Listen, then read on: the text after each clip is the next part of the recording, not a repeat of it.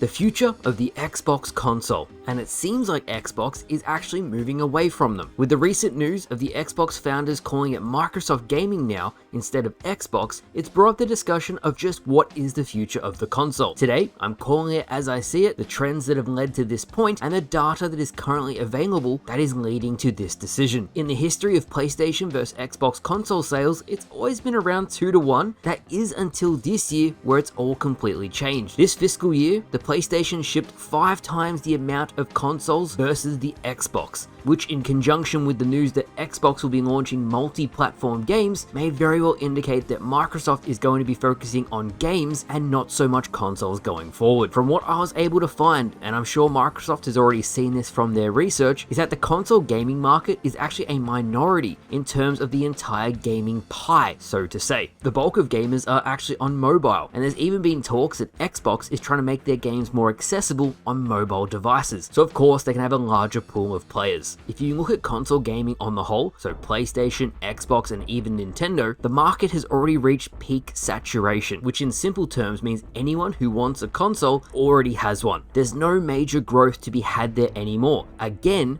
Microsoft would be able to see this. We all know that the mega corporations want massive growth every single year. Year-over-year record profits aren't sustainable. We even saw that with Sarah Bond last week when she was answering questions and they cut to Microsoft's record pandemic profits. Those numbers aren't sustainable. It was a once-in-a-lifetime period of time where people were indoors far longer than any other time of when consoles were around. God forbid that number goes down to realistic levels. So of course Microsoft, Sony, and even Nintendo are looking at more ways to earn more money. As we're talking about Microsoft, they need to be realistic in terms of profits, but more than that, with the console market, 1, being a minority, and 2, there isn't as much growth there anymore, it was already pushing these major corporations to look elsewhere. That is where the whole Xbox games on PlayStation comes from. Microsoft may very well be shifting to focusing on games, not consoles. Those games will launch on every platform available to capitalize on bringing games to as many people as possible. They may even do it to get more people to sign up to Game Pass. More people in their ecosystem will of course mean more money. So what does that mean for the future of the Xbox console? Well, it's going to be very dependent on the sales in the next few years. The next generation of Xbox may very well be the last, especially if the trends between PlayStation and Xbox consoles continue. If the gap widens even more, and this very well might happen if Microsoft's priorities are elsewhere, it's unclear how long the Xbox will be around. Although I will say, as a very quick side note, Halo being on PlayStation permanently feels so weird to say. Now what do I think? Well, I think it's the end of an era. The gaming landscape is shifting, and all the major corporations are trying to fight at the moment for majority control of the market. It's why we're seeing all of these scummy business decisions, and it may continue on for years to come. Even Sony still sells consoles at a loss, and even their sales predictions were lower than expected. Nintendo is launching the Switch 2, and then you have Microsoft. Time will tell about the future of the Xbox console, but again, it's hard to see it sticking around if Microsoft doesn't view it as a priority. Now I hope Xbox does stick around. I grew up with it, it was a major part of my childhood. I recently bought an original Xbox setup, and I've gotten every single original Xbox game. It means a lot to me, and I'm sure many of you guys watching this video feel the exact same way. If the worst was to happen, at the very least, the games that everybody enjoys will still be around. They're not going anywhere, and they might even be more accessible than they ever were. But that's me looking at the positives. Those games will not, however, be around if Microsoft continues to gut studios left and right.